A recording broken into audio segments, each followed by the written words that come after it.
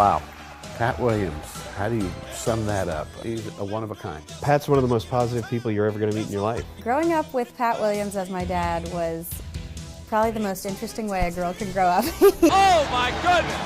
He went flying through the air! Simply put, without Pat Williams, the Orlando Magic wouldn't be here. He moved our entire family down here with just the hope of starting this team.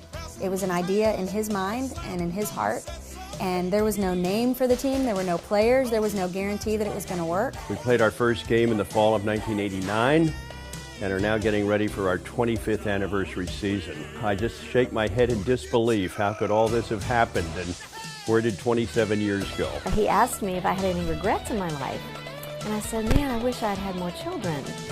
And he kind of chuckled and said, I might be able to fix that. We have 19 children. 14 of the children we adopted from 4 foreign countries. They presented us with 12 grandchildren and another set of twins boys coming in July. If I could pick any childhood scenario to grow up in, it would be a lot of brothers and sisters. Never a dull moment. I look back and say, where did the time go?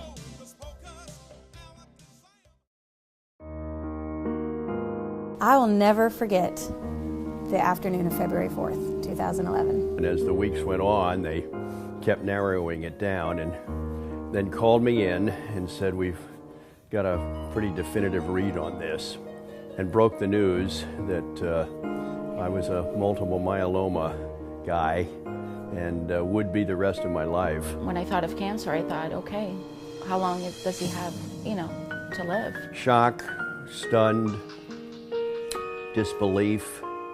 How could this happen to me? The picture of fitness, I thought. As his daughter, my dad is my hero. I always thought my dad was made of steel. I still think he's made of steel.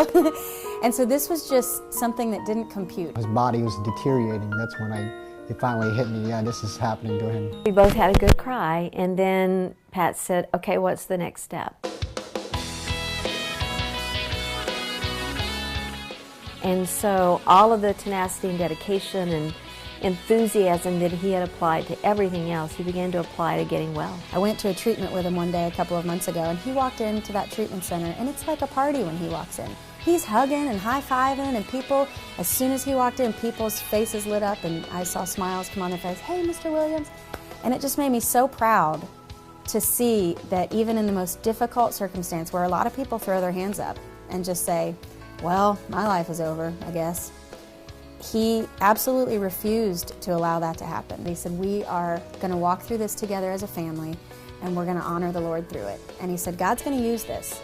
And I remember thinking in that moment, well, let him use somebody else. Why this? Why cancer? Why my dad? Right after my dad's diagnosis, he said, I thought that I was close to the Lord before this experience. He said, now I feel like I'm sitting on his lap and hugging him around his neck. And I just thought, man, what a beautiful picture of just resting, just resting. We want to wrestle it. We try to strangle things in our lives and figure it out when we don't understand our circumstances. And what God is saying over and over is just rest. I got this. I haven't left you. I haven't forgotten you. Climb up in my lap and rest. And so that was, we wrote that song. I turned it into my record label in Nashville. And they said, Karen, this is your first single to Christian radio. They said, this is the message that we want you to take to the world. And there you were, like always, right in the middle of my lonely, just when I thought there was no way. I feel like I've been called to a role of encourager and cheerleader and counselor and advisor and fundraiser and every other area. So these closing years of my life, I'm definitely down in the trenches here in the cancer battle. I had a number of transfusions that were very, very valuable in those early days, so I've got a great heart for what everybody has done in that area of blood donation. The people that have given blood that helped with that transfusion that he had and the transplant that he had, oh man, he wouldn't be here if it wasn't for them. Blood is the one thing that we all could give, We might not have finances, we might not have even time or even the knowledge of how to treat something or do something, but we all can give blood because it's pumping through us all every day. I think it's not an overstatement to say that if it wasn't for the donors and if it wasn't for the accessibility, for his blood transfusions, that Pat probably wouldn't be with us today. And So, you know, blood donors are saving lives. I mean, it's very, very clear. To the people who have donated the blood that my dad received, there are no words.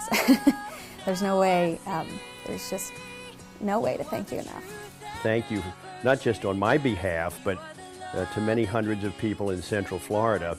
Your gracious gift of blood, which gives people a chance at life, you know, you can't put a price tag on that. So thank you very much. I'm happy to be here, part of this, to honor you and salute you today at this luncheon. And it just means a whole lot to not just me, but to hundreds of people. Thank you. Keep it up, and may God bless you.